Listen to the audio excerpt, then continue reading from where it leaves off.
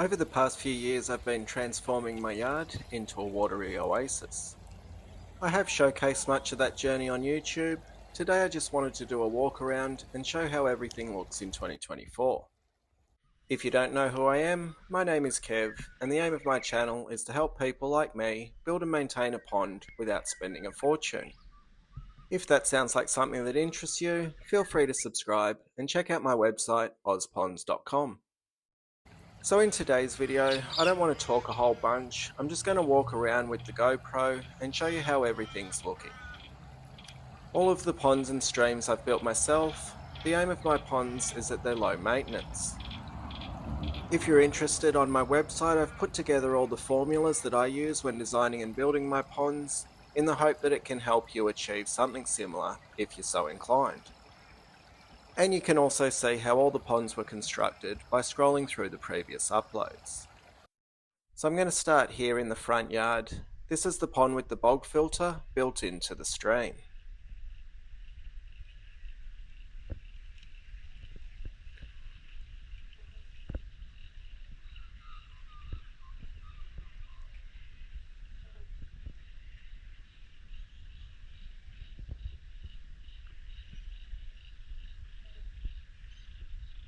This is the bog filter section that I'm stepping over.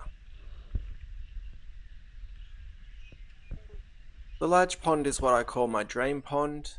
It's separate to the other stream and pond, although from a distance they appear to be connected.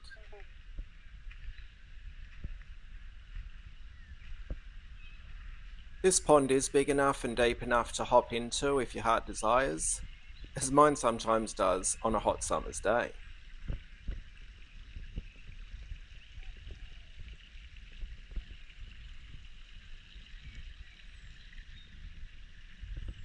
I also created a stream that feeds into it, the idea being that water would look like it's flowing from the very top of the property and then culminating at the pond in front of the house.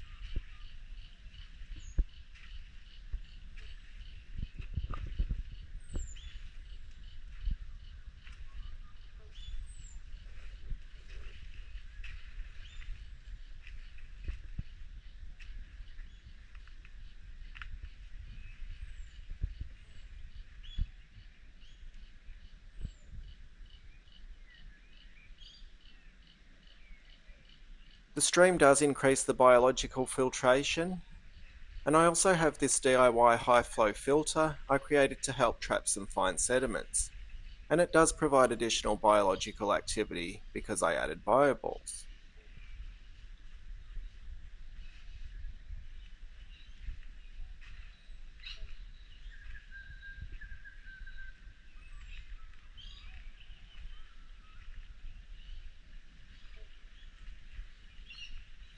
But the lion's share of the filtering is done by two bog filters. This is one.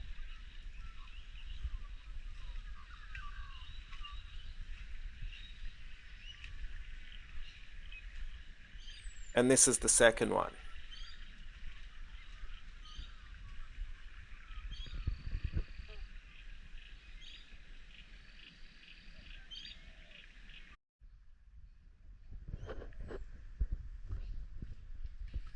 If you are curious about any of the plants used, I did a video on that, so I'll put a link to that in the description.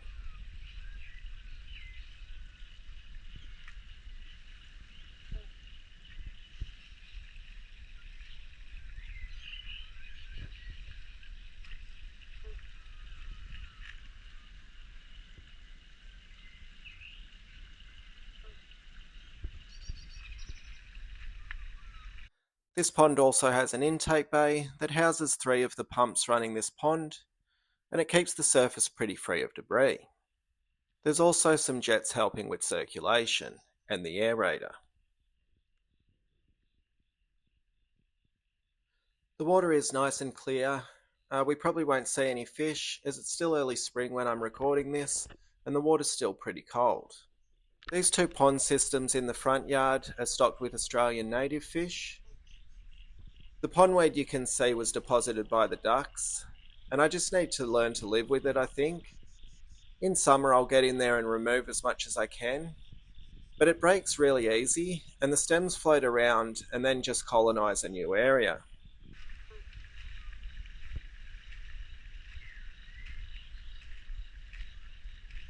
This is the top of the stream with the bog filter again.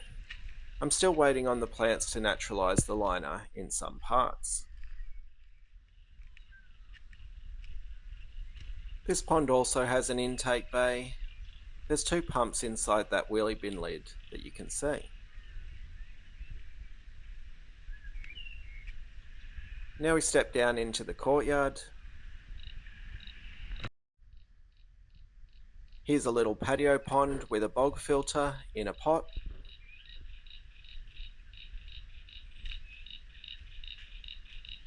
And this is the solar pond and stream. It's early in the morning, so it's not running at the moment.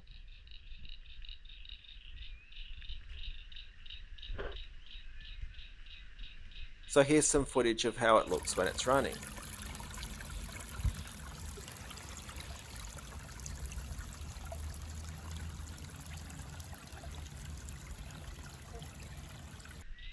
This is a little no pump, no filter pond, and at the moment it has heaps of tadpoles, some native shrimp, and I put in a few honey blue eyes.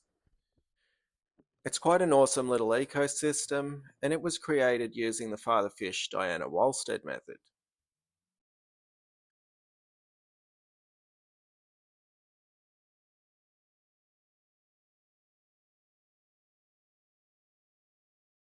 Then we move across to the main courtyard pond. This has a small stream and a bog filter in a barrel that is concealed in the berm I created with the spoils from the pond.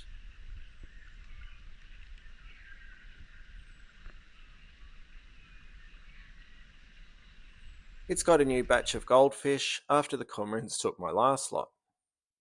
It also has some white cloud mountain minnows.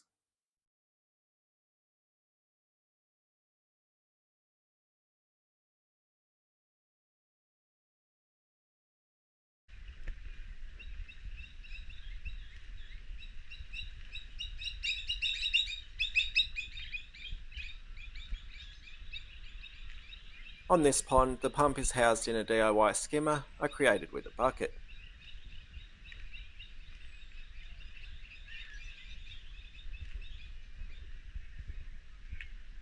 Over here's another no filter pond, this one with a false bottom, trying to create an oxic condition as taught by Dr. Kevin Novak.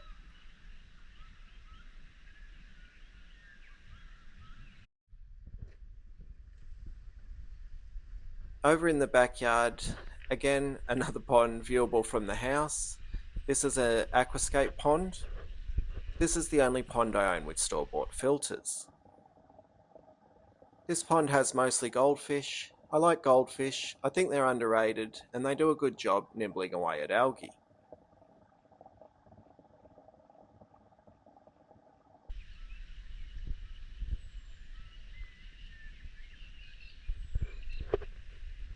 Back into the courtyard, and here's one of my favourite spots to sit down with a cuppa in the morning and start my day.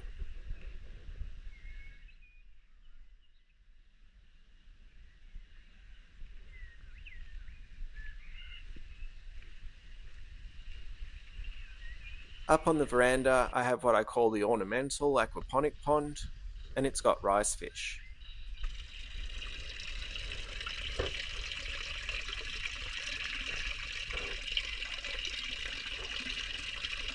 Beside it's a mini pond in a pot with cherry shrimp.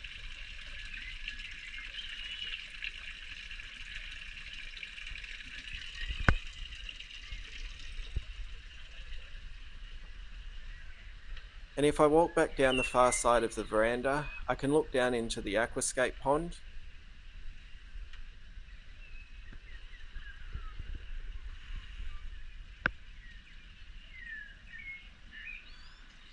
And then if I walk back around the front, and on the other side of the house, I have another little barrel pond with a mini bog filter.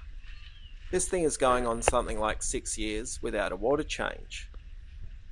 It's a really fun little pond. White cloud mountain minnows breed in it every year. So that's a look at most of my ponds. Building and maintaining a pond doesn't need to cost a fortune. And I have plenty of helpful resources over at ozponds.com if you want to create something similar to what I've shown today. If you enjoyed this walk around, feel free to tickle the thumbs up button. Thanks for watching. See ya.